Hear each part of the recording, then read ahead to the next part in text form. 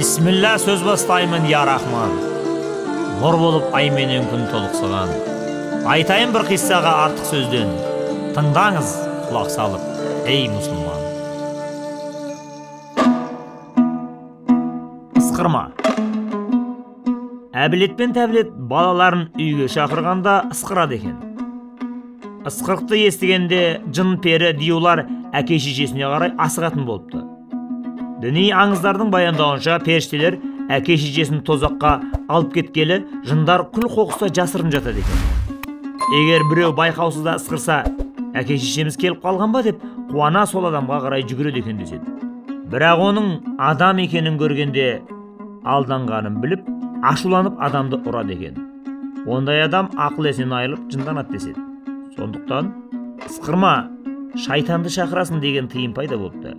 Әсіресе үйдің ішінде қорада ысқыруға болмайды дейді. Үйді жын жыбыр жайлап алу мүмкін деген сенім бар.